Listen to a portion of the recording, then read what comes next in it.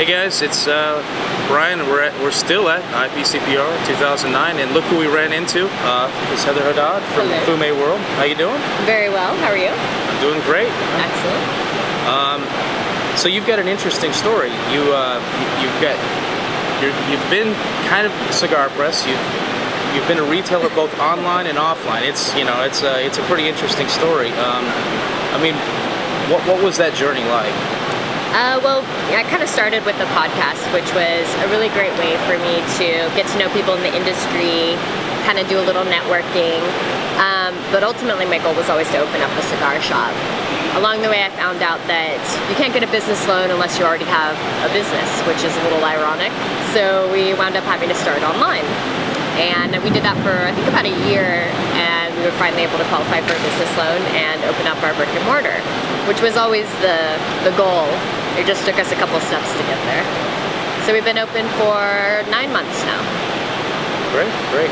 Now, do you find that when you come to the show now, as a retailer, do they treat you differently now that you actually have the brick and mortar than they did before when you were just online? Because I've seen you at several shows now, so it's... I think this is my 4th show, and it's my first show where I actually know all my sales reps at all the booths, and so yes, they treat you differently in that now they're trying to sell you now.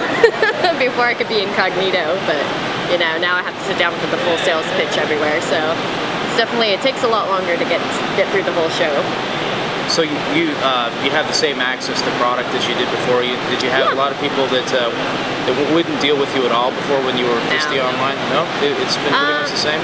Yeah, that's not true. There's maybe a couple brands that wouldn't do an online only place, but for the most part, it hasn't really changed that much. Our one big score is we just got Illusione, and they're very anti-online sales, so we're not even gonna probably put them on our website. We're just gonna sell them in the brick and mortar. It took me 3 years to get that account, so I'm not gonna screw it up. It's a good idea. It's a good idea. Yeah, but we're really excited to be bringing Illusione in. So. Yeah, so. What about the show were you looking to accomplish? I mean, it sounds like getting Illusione in was one of the big things. Was there other things? I mean, what were you looking for while you were here? What would you have to accomplish here to go home and say, hey, that was a successful show? Yeah, I mean, absolutely. You're always looking for the new product that's coming out. What's going to be the new hot thing? You don't always know, so sometimes you just take a gamble on a brand that people haven't heard of if you think they make good sticks.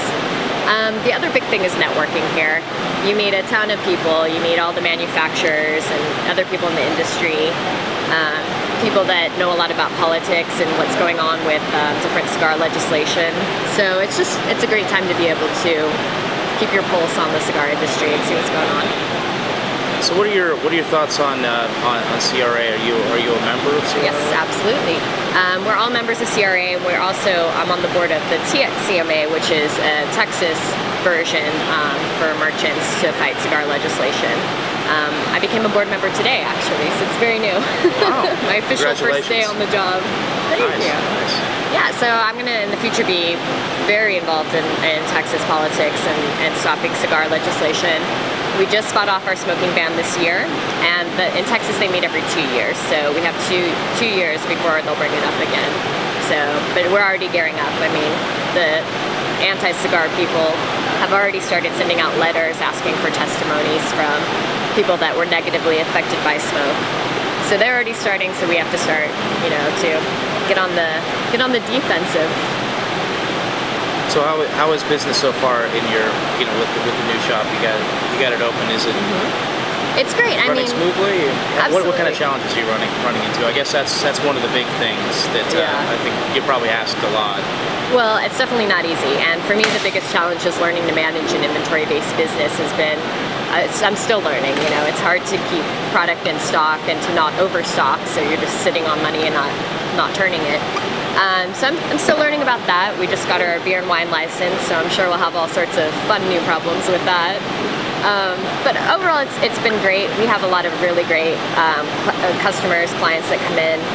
A lot of them have actually become really good friends. So before I didn't know anybody in Texas, and now I know tons and tons of people. So it's really nice.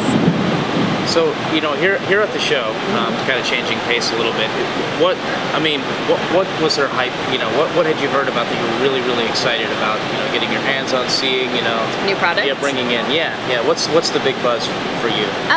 I heard that Pepin was doing some new blends for Ashton, and he has this new My Father coming out. So I'm a Pepin fan, so I was excited about those.